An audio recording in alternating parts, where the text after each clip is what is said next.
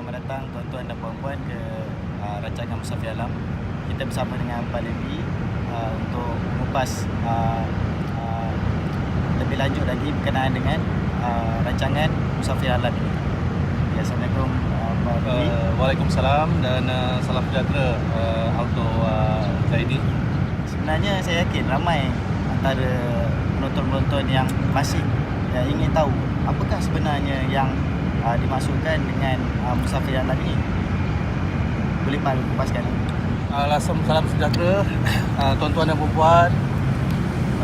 Sekali lagi saya mengambil peluang ini untuk berkongsi dengan umum tentang Musafir Alam. Apakah sebenarnya Musafir Alam dan apakah yang sebenarnya ingin kita capai dengan dokumentari ini tadi. Itu ya Cik Zaidi. Musafir Alam ni adalah satu standard ataupun kriteria yang saya telah tetapkan berdasarkan kepada keilmuan alam teologi. So dalam arti kata lain, apabila saya memulakan perjalanan kajian sains alam yang pada akhirnya dinamakan sebagai alam teologi, dia bermula dengan persoalan. Macam saya katakan dalam beberapa sesi-sesi ceramah saya dan juga beberapa video saya yang sebelum ini, bila saya ditanya bagaimana bermulanya alam teologi itu, dia balik perkara yang asas, iaitu persoalan, iaitu mencari jawapan kepada persoalan. Itulah titik tolak permulaan kepada alam teologi. Jadi saya mencari persoalan, kenapa wujudnya saya di sini contohnya. Kenapa saya berada dalam masyarakat yang dinamakan bangsa Melayu, kulit yang warna begini, bukan dalam bangsa Afrika yang kulit hitam, contohnya kulit yang gelap. Ia adalah berbeza-beza mengikut bangsa. Kenapa ada bangsa? Kenapa ada pertuturan yang berbeza? Jadi ini adalah persoalan-persoalan yang perlu saya cari. Dan daripada persoalan itu tadi saya mendapat jawapan. Daripada jawapan itu tadi tuan-tuan dan puan-puan, maka saya telah memahami perkara yang asas dulu, iaitu saya nak mengetahui apakah yang perlu saya lakukan. Bukan saya nak lakukan, perlu. Dalam kata lain, bukan sekadar suka ataupun sekadar nak tahu, tapi ia adalah sesuatu yang jika tak buat, kita tidak menepati kriteria sebagaimana yang dijadikan. Contohnya sebagai manusia, ada hukum dia. Jadi asas yang sama juga yang telah saya lakukan. Jadi dia lebih kepada persoalan demi persoalan dan demi persoalan. So daripada situ, setelah dirangkapkan dengan semua kajian-kajian, semua kriteria kita yang telah ditetapkan, akhirnya satu perkara yang paling asas yang telah saya temui, iaitu saya adalah musafir. Saya tidak akan kekal di tempat yang dinamakan dunia pada hari ini. Saya hanyalah mendapat satu ruang dan satu peluang untuk melihat berbagai-bagai perkara dengan adanya mata yang boleh melihat, sistem yang melihat dengan menggunakan mata, telinga yang sempurna, dan juga dengan kesihatan tubuh badan yang tidak ada kekurangan. Dalam arti kata lain, sifat saya lengkap. Tetapi akhirnya, dengan segala kelengkapan yang ada ini tadi, saya adalah musafir. Saya adalah musafir, dan begitu juga dengan semua yang ada di dalam ruangan dunia pada hari ini, yang dinamakan dunia. Kita semua adalah musafir. Jadi, itulah wujudnya pernyataan tentang musafir dan alam. Jadi, bila saya sebutkan dunia, dia hanya melingkupi satu ruang saja, iaitu apa yang ada di satu kawasan yang dinamakan dunia, bumi. Bagaimana pula dengan kejadian bintang, bintang yang ada di atas langit? Bagaimana pula dengan kejadian matahari dan sebagainya yang bukan berada dalam ataupun macam umpama pokok ataupun tasik di belakang ini yang ada daripada bumi, dia jauh, maka dia bukan lagi bumi. Dia adalah satu ruang yang lebih besar daripada bumi. Maka di situ datangnya alam semesta. Jadi daripada proses alam teologi ini tadi, akhirnya saya mengenal bahawa diri saya ni adalah musafir di alam semesta. Jadi saya berjalan dari satu tempat ke satu tempat, dan akhirnya saya dapat merungkaikan dengan fakta-fakta saintifik. Bukan sekadar satu pandangan saya, ideologi atau doktrin, tetapi dia ada pembuktian, ada fakta-fakta sainsnya, ada matematiknya, dan ada fiziksnya, ada kimia dan sebagainya. Dan akhirnya itu tadi, daripada gabungan keseluruhan, dia telah memberikan jawapan yang jelas. Maka wujudlah pernyataan, aku adalah musafir. Aku tidak kekal di sini selama-lamanya. Aku ada peranan, aku ada tanggungjawab. Dan akhirnya aku ke mana? Semua itu terjawab dengan ilmu alam teologi. Jadi daripada situ masuk kepada peringkat aplikasi. Adakah saya hanya sekadar bermusafir datang ke bumi, berjalan dari satu tempat ke satu tempat seumpama nomad? Kalau kita ingat kisah cerita orang-orang Badui, orang Badui di Tanah Arab dan juga di sebelah Eropah dipanggil orang-orang Gypsy. Mereka berjalan daripada satu tempat ke satu tempat. Mereka tak kekal, musafir. Dalam arti kata, musafir pada satu jarak kepada satu jarak. Jadi kehidupan itu sentiasa berubah-ubah.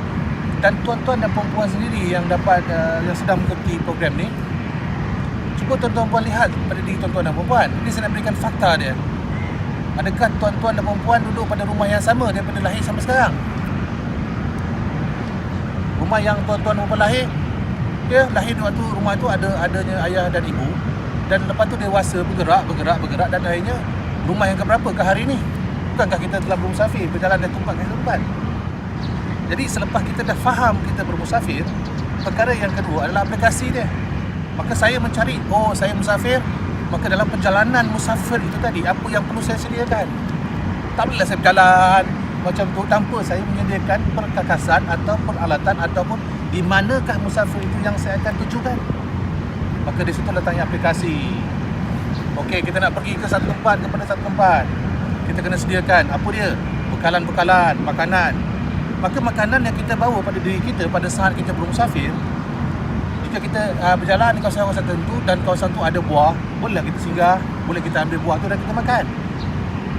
Tapi kalau kita menempuh satu laluan yang tidak adanya buah-buahan ataupun tidak adanya air yang boleh kita ambil untuk menghilangkan dahaga, bagaimana? Maka datangnya aplikasi. Apa dia? Maka kita mula berfikir, kita kena mencari peralatan. Maka wujudnya alat-alat. Maka di situ datangnya sains, macam mana kita membuat botol, sediakan botol ni dan sebagainya. Maka menjadi bekas untuk mengisi air, tuan-tuan dan puan-puan. Maka kita boleh berjalan di mana tempat sekalipun, kita tak perlu risau. Kenapa? Kita ada aplikasi untuk membantu kita berjalan sebagai seorang musafir. Maka banyak kalau kita nak kajikan kehidupan kita di muka bumi hari ini, apabila kita kaitkan dengan musafir.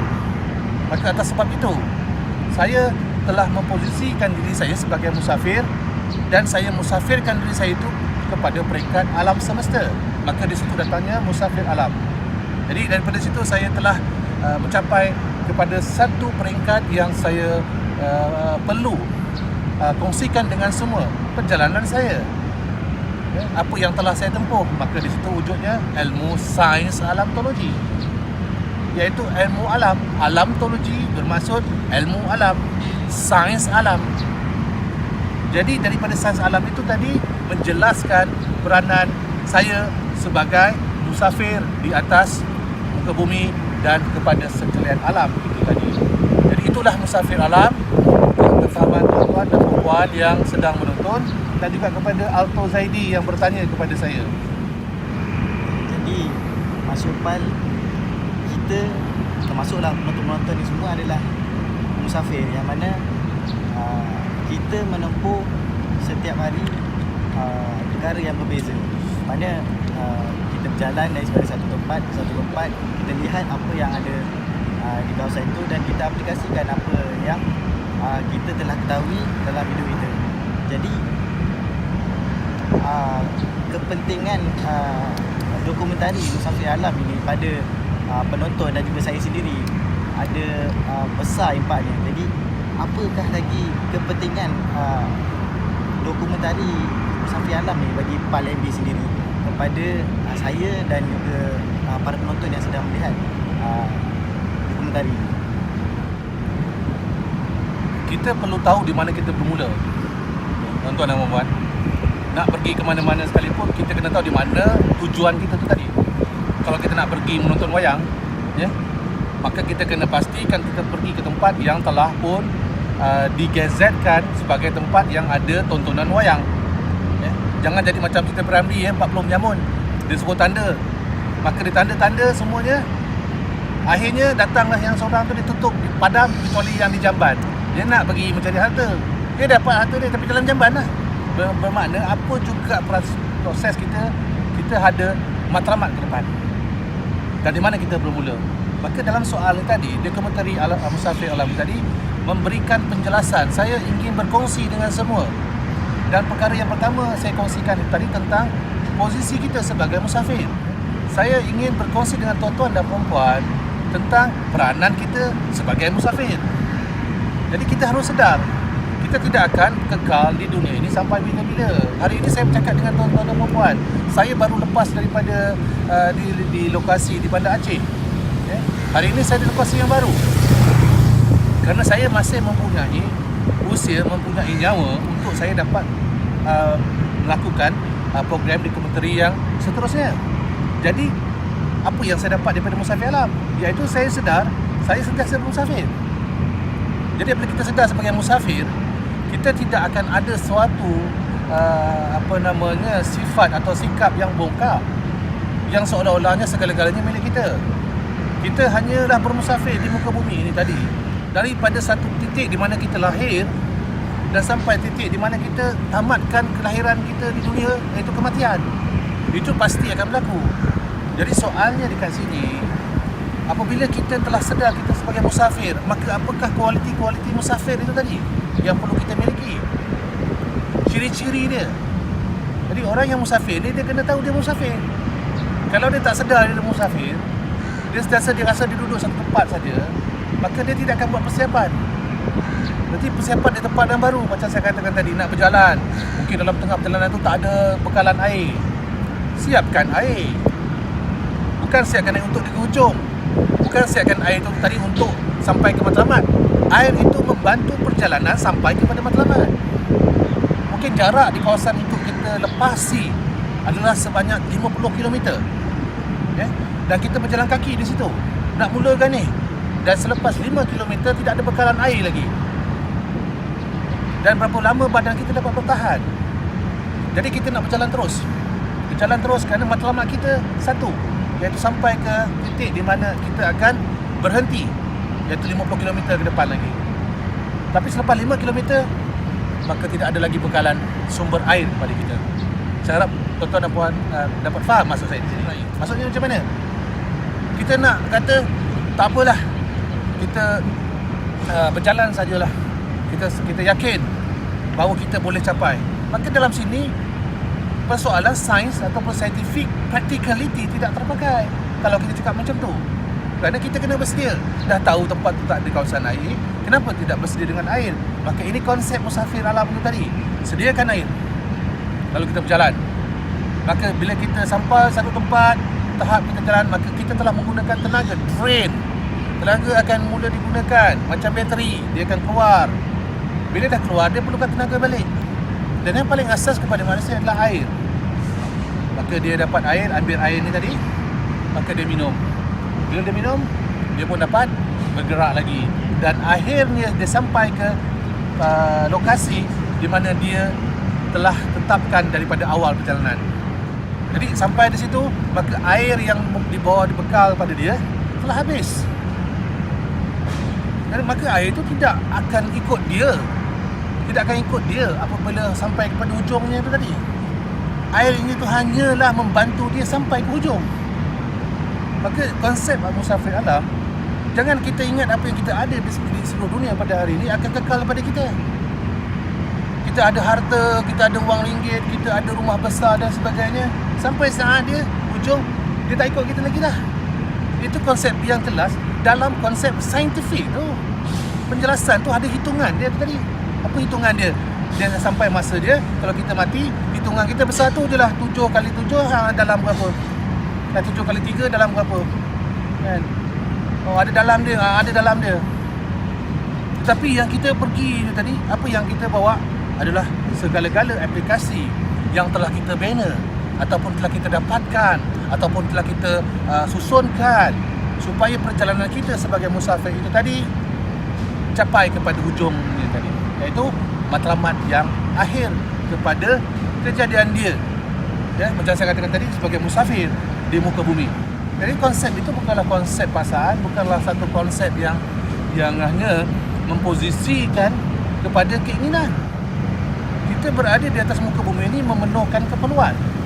Maka musafir alam, ya, adalah mereka-mereka yang sedar tentang tanggungjawab dia, yang sedar tentang peranan dia, hubungan dia sesama makhluk, ya, hubungan dia sesama manusia, dan hubungan dia kepada yang menjadikan dia.